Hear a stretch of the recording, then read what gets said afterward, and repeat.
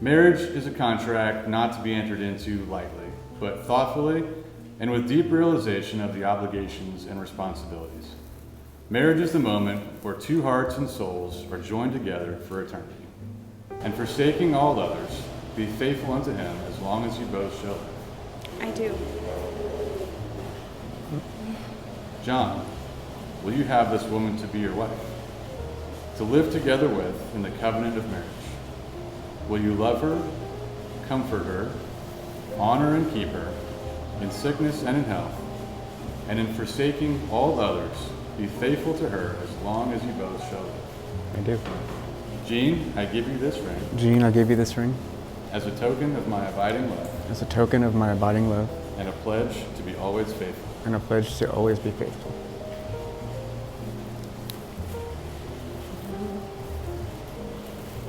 Jean, you take John's ring and repeat after me. John, I give you this ring. John, I give you this ring As a token of my abiding love. as a token of my abiding love And my pledge to be always faithful. and my pledge to be always faithful. John, you may now kiss the bride.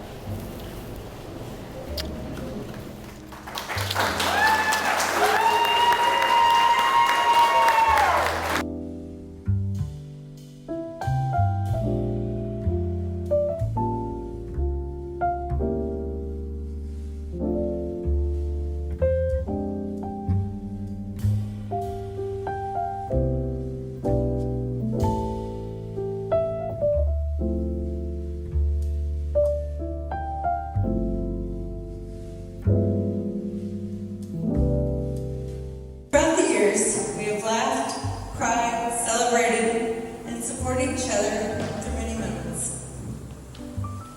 With a friendship that went through grade school, high school, and going our separate ways in college,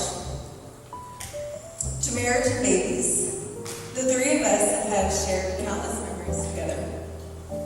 Some of my most fond memories include sleepovers with scary movies, high school podium speeches, Mindy and I getting her in trouble when she missed cheer. We may have been a bad influence on her a time or two.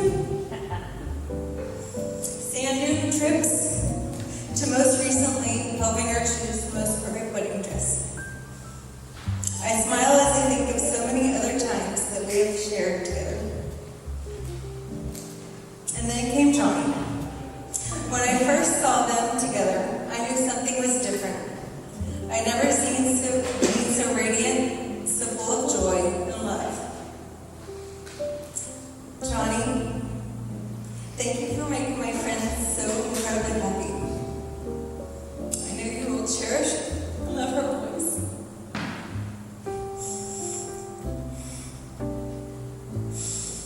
Jean, my dear friend, I was honored to stand here by your side today as you embark on this new chapter of your life with Johnny. Your friendship has been a constant source of joy, laughter, and support throughout the years. I wish you both a lifetime of happiness and adventure and endless love. I want to thank you all for being here to celebrate this incredible love story. May we all leave here today feeling a little more inspired to love deeply, laugh often, and to cherish every moment. I want to give a little story of how I met John. Go back 19 and a half years now. If you know John and have seen maybe 10% of his music collection, you might know he's a big music fan, and I'm a big music fan as well. Well, now picture yourself in a sweaty packed club in Omaha, Ranch Bowl. Hank 3 is up there, just doing his thing, going crazy. And in between songs, he says something to somebody in the crowd. Metal hippie. Thanks for coming up, making the drive home. So I kind of take note. I'm like, okay, well, fast forward a week later, now we're in Oklahoma City, seeing Hank 3 again. And I see this guy before the show, short, long-haired guy.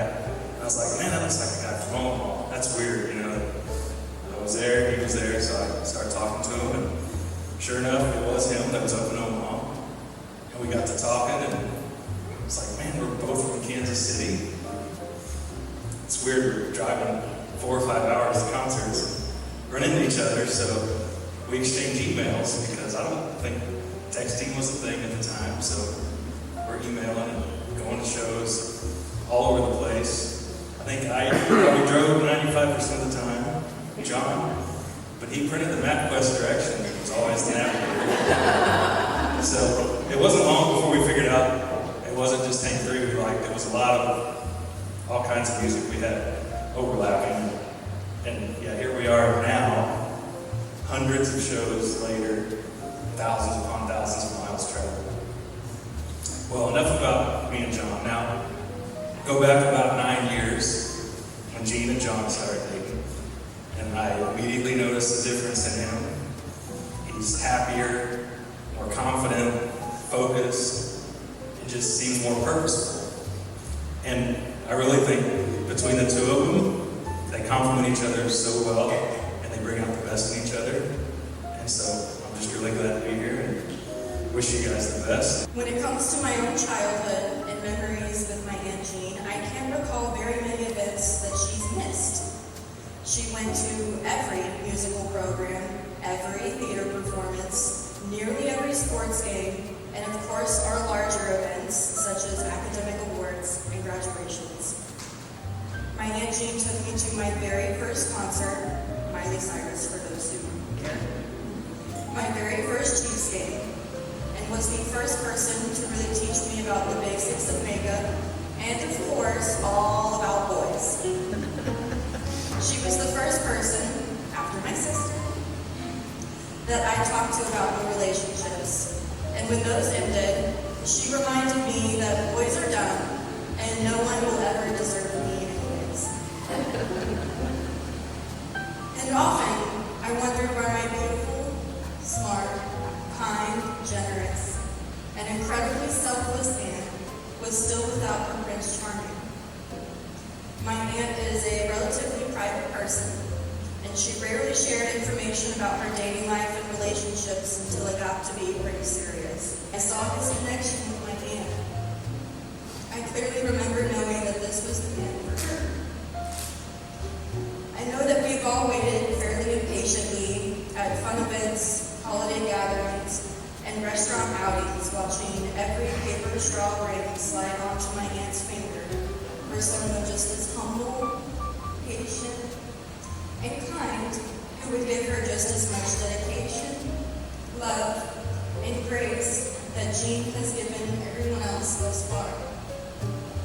And I can think of no better person to pair my aunt with than someone who matches her passions, her love, her level of care, and generosity with Johnny. And I wish you both every happiness, but I know I will have to, because I know that you've already found it. I am so blessed and grateful to be here today.